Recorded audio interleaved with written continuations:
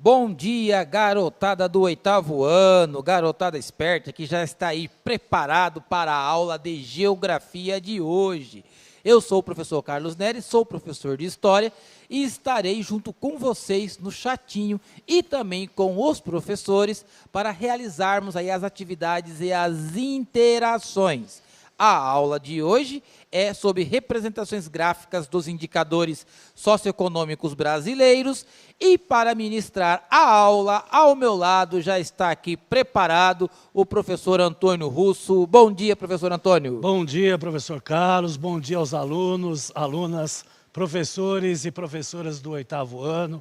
Nós vamos estar aqui falando sobre uma habilidade que, na realidade, é uma retomada do 7º ano, apresentando gráficos aí e também indicadores socioeconômicos. Para isso, vamos ver o que vamos trabalhar, né, professor? Sim, nós estamos trabalhando aí as habilidades de transição. São aquelas habilidades que irá proporcionar a passagem para o 8º ano. Servirá aí como lembrança, como recapitulação dos conteúdos e das habilidades, a habilidade do 7º. Então, a habilidade que iremos trabalhar hoje está na tela.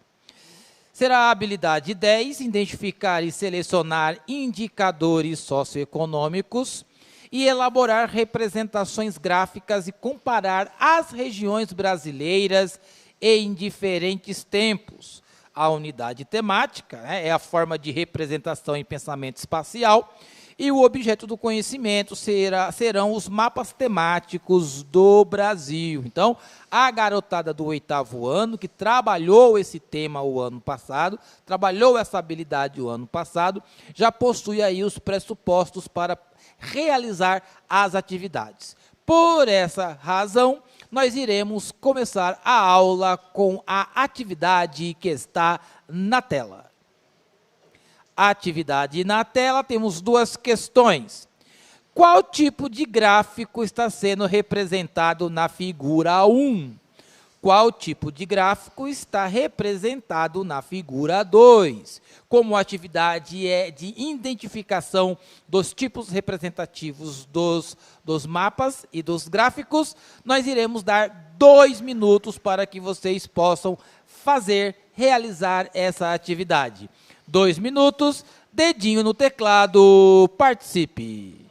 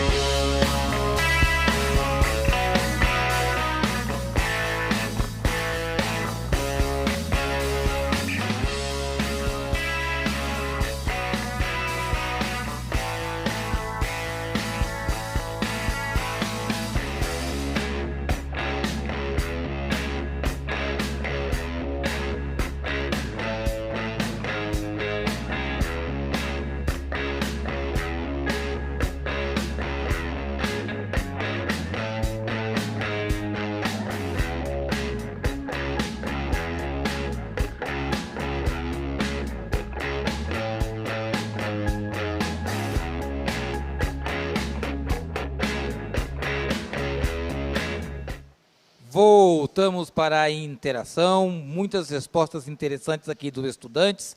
Nós vamos pegar uma resposta devido ao tempo. Professor Eunice vai nos dizer que a imagem 1 são gráficos de colunas construídos horizontalmente, e na coluna 2, gráficos de colunas construídos horizontalmente. Professor Antônio, por que os gráficos são tão importantes? Então, gráficos, né, agradecer até as primeiras respostas aí, agradecer o meu querido sonoplasta pela música de fundo aí, obrigado aí, esse pessoal de estúdio é maravilhoso. A questão dos gráficos é importante para mostrar, né, bem as informações características, por exemplo, de um mapa ou de alguma notícia, na realidade, né? Então, que nem a professora Eunice aí respondeu, né, a imagem 1, que mostra aí um gráfico de colunas, né, através da posição vertical, né, no caso, posição horizontal, e a de colunas em posição horizontal.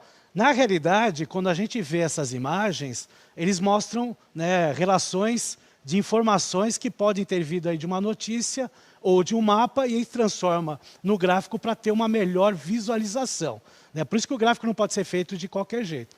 Volta lá na imagem do Vamos Dialogar para eu mostrar para vocês aí. Então, está aqui, ó. Essa imagem 1, na realidade, esses gráficos que partem aí do eixo, que é o eixo vertical, né, e ele tem aí uma formação horizontal, ele também é mais conhecido como gráfico de barras, né, por causa dessa posição em que está, né, essas barras aqui. Tá? Então é mais fácil falar em gráfico de barras, mas alguns chamam também de gráficos de colunas. Agora, esse aqui, né, que vem do eixo horizontal, né, e aí ele verticaliza, aí são conhecidos aí como gráfico de colunas, até pelo aspecto de colunas que eles têm aí. E aí nós temos as informações, né? Aqui no eixo vertical, por exemplo, ele está mostrando das regiões e o Brasil, né? As 5 regiões brasileiras, né? E a porcentagem de pessoas de 15 anos ou mais de idade que são analfabetas. E na imagem 2, né, na colunas, aparece aí o número de matrículas na educação profissional, segundo faixa etária e sexo, em 2019, fazendo uma referência do masculino, que é o verde escuro, e o feminino, do verde claro. Tá certo? Então, a imagem 1, né, para a gente dar uma diferenciação, chamada aí de gráfico de barras, e na imagem 2, chamado de gráfico de colunas. Aí. Isso aí é até uma referência aí do IBGE, tá ok? Então, na próxima imagem, né, na pergunta do professor Carlos, né, para dar uma introdução, qual que é a importância dos gráficos aí? Então, para o ensino de geografia e para o nosso cotidiano, mas outras disciplinas usam também, né, a questão aí dos gráficos aí, né, nessa relação do Covid, né, quantos gráficos aí nós vimos e quantos tipos de gráficos a gente viu, que nós vamos ver nessa aula. Para a demonstração e a compreensão de dados de países, continentes e regiões, esses dados podem ser socioeconômicos, políticos, humanos, físicos e têm relação com o nosso dia a dia, né, o nosso cotidiano. Né? Então, você pega lá uma informação jornalística, né, uma informação pedagógica, que você pode pegar aí de um mapa, né, pode pegar aí de uma notícia, né, por escrito, e transformar ela num gráfico para uma melhor visualização. Por isso que tem que ser escolhidos os gráficos de acordo com os dados que são passados. Você não vai pegar qualquer tipo de gráfico e passar essas informações aí. Então, vamos ver aí primeiro o gráfico de setores. Vamos lá. O que é um gráfico de setores? Esse gráfico de setores aí, ele é dado em porcentagem, né? A soma dos valores deve ser sempre de 100%. Esse é um tipo de gráfico muito bom para mostrar quantas são as partes que compõem um certo universo e qual a participação dessa parte no todo, tá certo? Então é um gráfico, né, que nós chamamos de gráfico de setores, pelos setores aí que tem que dar os 100%, porque ele é uma circunferência. Né? Vou até dar uma palavra aí, mas nesse horário é meio ruim falar, né? Ele é conhecido como gráfico de pizza, professor. E aí, com esse horário, né? Dá uma fominha, né? Mas fominha. Vamos deixar para a noite. Deixa, né? Vamos pensar em outras coisas aí. Vocês vão ver aí um exemplo aí de uma montagem de um gráfico aí de setores ou gráfico de pizza. Acompanhem na tela. Então, vocês estão vendo aí, ó, ele está montando o gráfico, ele vai ter o formato circular, como eu falei para vocês, os ângulos proporcional e a legenda aí com o tipo de dados representados que pertence a uma única categoria. Tá? Então, ele está aqui, a circunferência tem que dar os 100%.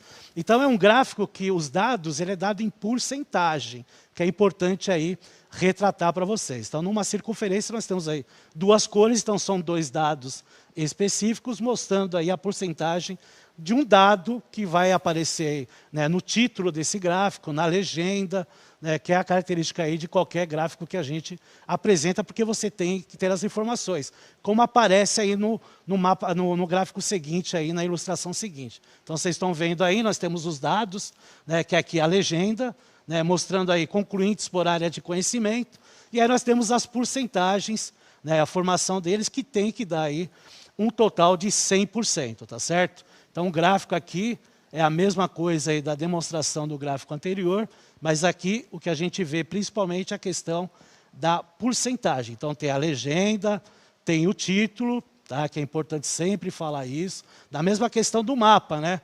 Você vai apresentar um mapa, você tem o título, você tem a legenda, né? Ora você vê um mapa de relevo, as cores, né? Que aí você vê a altimetria desse relevo, né? Então, é importante retratar isso. Então, as informações retratadas no gráfico, elas são de suma importância aí para a gente ter sempre essa informação. Então, professor Antônio, o estudante, quando for construir o seu gráfico, seja na aula de geografia, seja na aula de matemática, ele precisa ter em mente essas orientações.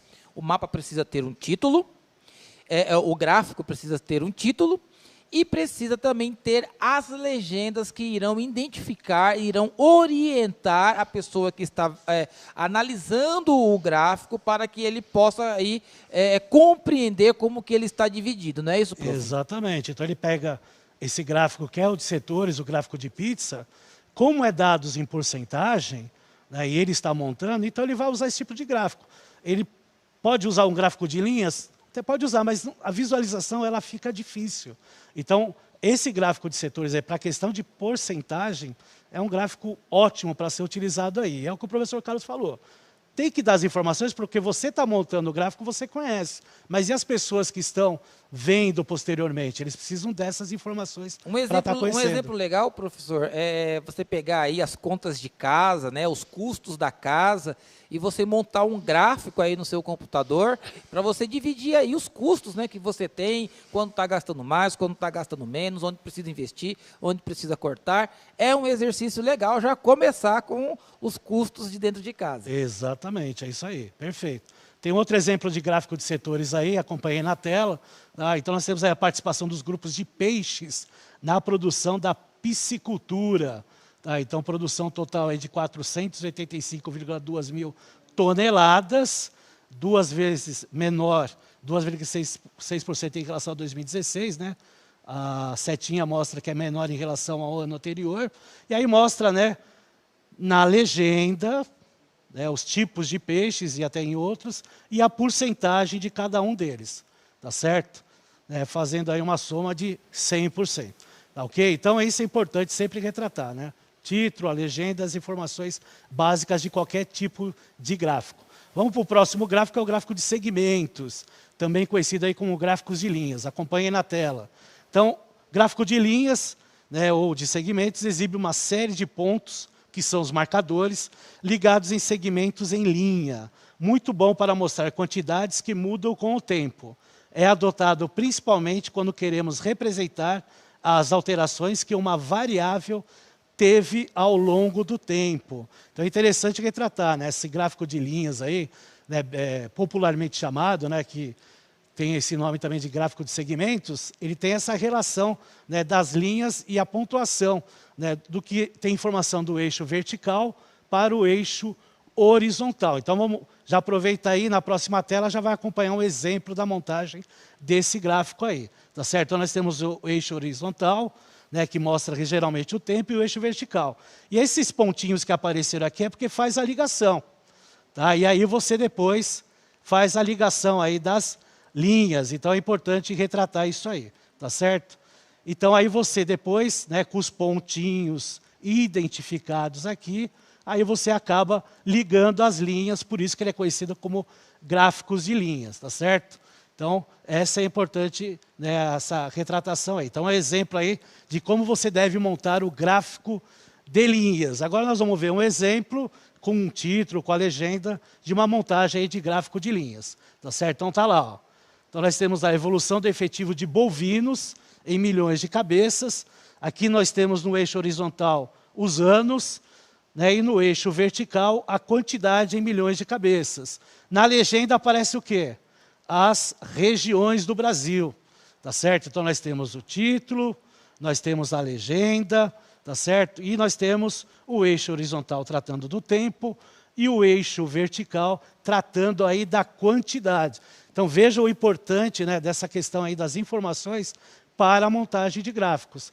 E gráfico de linhas é interessante que você pode colocar vários, né, segmentos em cima desse gráfico aí. Então podem ter vários gráficos de linha em um só. Tá? Isso é importante retratar. Por exemplo, colocar, né, a quantidade de milhões de cabeças de gado do Brasil, pode colocar da Argentina, pode colocar do Uruguai, e até fazer uma comparação nessas linhas, como acontece no gráfico de colunas e no gráfico de barras. Então você pode ter inúmeras informações. Já o que não acontece, né, no gráfico de pizza, né, que é o gráfico de setores, que aí você tem uma informação de um dado ponto específico aí, beleza? Então vamos dar outro exemplo aí de gráfico aí de linhas ou de segmentos. Está aqui, ó, desmatamento da Amazônia entre 2000 e 2014, né? Então você tem lá a informação no eixo horizontal do ano, né? Opa, tá? Então aqui, ó, 2000, tá? E aí ele vai mais ou menos para essa relação aqui, e aí o ponto que cruza é nessa parte aqui. E assim sucessivamente. Então nós temos no eixo horizontal o ano, e nós temos no eixo vertical a taxa média de desmatamento por quilômetro quadrado ao ano que é identificado nesse eixo horizontal. Então você tem lá a legenda, você tem de novo lá a questão do título, para quê? Para você passar essa informação para as pessoas que estão vendo esse tipo de gráfico. Senão fica um gráfico qualquer aí, tá? É sempre bom ter essas informações aí. Tudo bem? Vamos para uma atividade aí, professor? Vamos lá para uma atividade. Viu aí, garotada, como o gráfico é muito importante, né? A sua utilização. Mas vamos realizar uma atividade para nós aqui observarmos as suas respostas? Na tela. Você sabe explicar o que é o plano cartesiano? 2. Quem criou o plano cartesiano? Se você não sabe, faz uma pesquisa bem rapidinho aí na internet para você participar aqui da aula. Atividade em 2 minutos, dedinho no teclado, participe.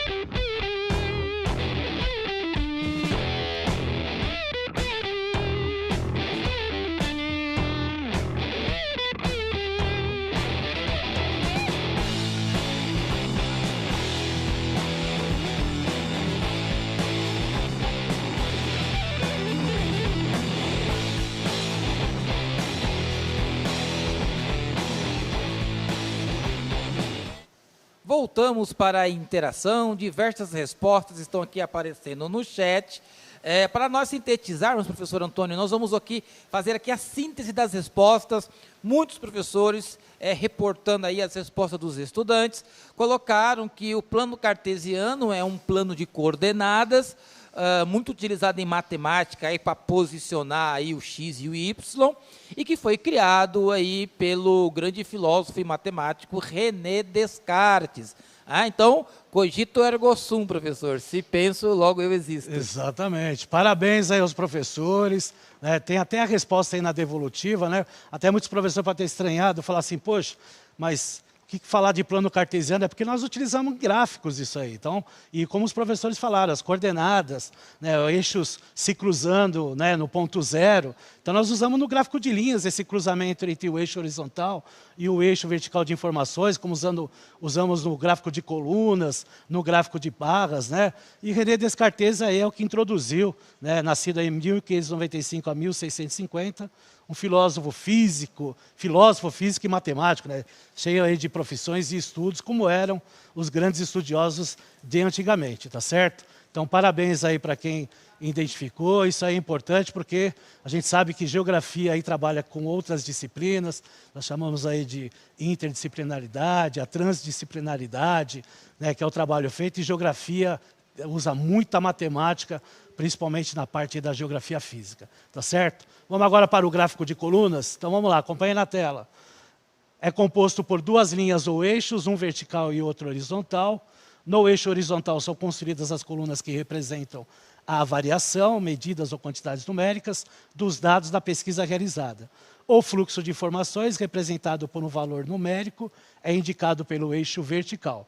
Ou seja, no eixo vertical, indicamos uma escala graduada de 0 até o valor máximo que queremos representar. E no eixo horizontal, construímos colunas em que a altura de cada coluna informa o valor máximo pesquisado em cada item. Então, nós vamos ter aí um exemplo, né, de formação do gráfico de colunas para vocês entenderem. Eixo horizontal, as variações, o eixo vertical, a escala, né, e as colunas aí de acordo com as informações. Tá? Não é feito de qualquer jeito, tem uma medição, né, como a gente vai ver aí no próximo slide, né, a formação, né, com os dados, evolução da densidade demográfica, os anos no eixo horizontal, né, e aí nós temos a evolução de habitantes por quilômetro quadrado no eixo vertical e as colunas aí representando, né, esses valores aí, habitantes por quilômetro quadrado, tá certo? Então é importante retratar isso aí, né, e essa relação. E aí nós temos uma próxima imagem, né, mostrando aí, né, também a legenda, né, que está aqui, retratando aí habitação, saúde, porque o gráfico fala sobre o quê? Brasil, fundações privadas e associações sem fins lucrativos por setores de atividade do ano de 2005.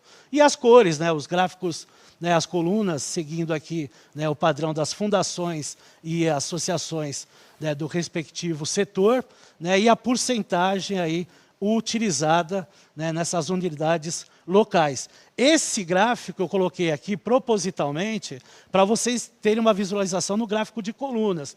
Mas aí eu pergunto para vocês, e se fosse o gráfico de pizza, por exemplo, o gráfico setor, seria uma melhor visualização?